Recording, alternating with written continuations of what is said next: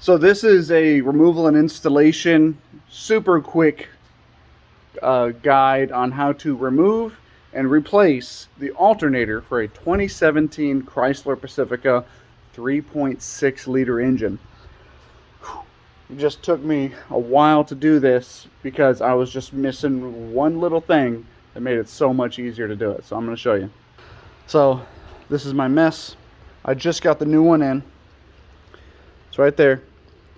So the big pain in the A was this AC line right here.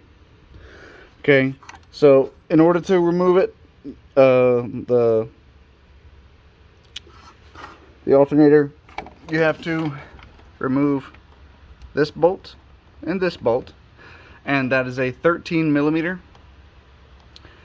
well, not 13 millimeter, but 13 for this Pittsburgh. I believe it's a 12 millimeter. Then you also have another one down here.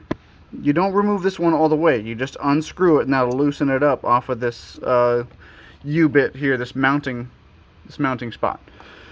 Okay, now according to the publications and the manual, you have to remove this line, or you have to remove the AC condenser down there. You don't have to do any of that.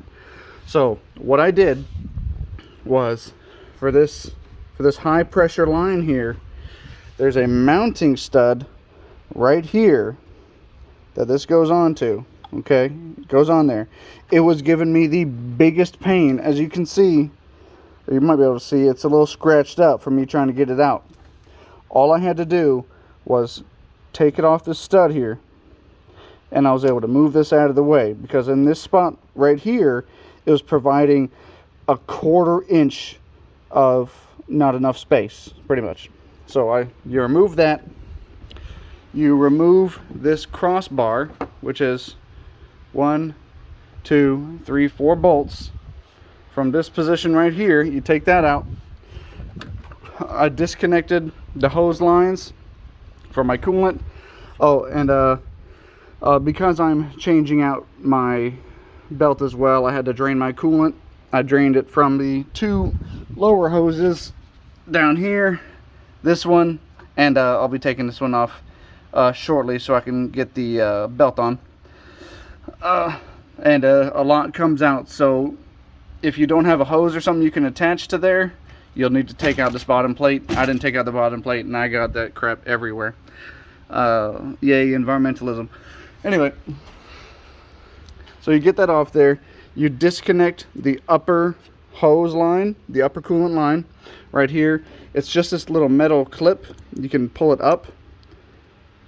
I can't do it right now. You can pull it up, and it'll move these bands on the inside to where you can actually disconnect it, and you can just pull it back. You don't have to take this clamp off. You don't have to take that off. Then once you do all that, I was actually able to get it out really quick and put this new one in. I just slid it down in and mounted it on the bolts, and that was it. Oh, and also there's this small cable back behind that bolt. It's behind that bolt.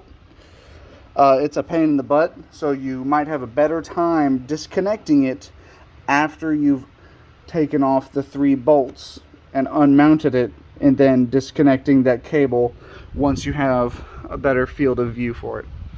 But other than that, yeah, it's a pain in the butt, but if I could start over with what I know now, I'd have it done in 20 minutes, not 2 hours. Alright, hope that helped.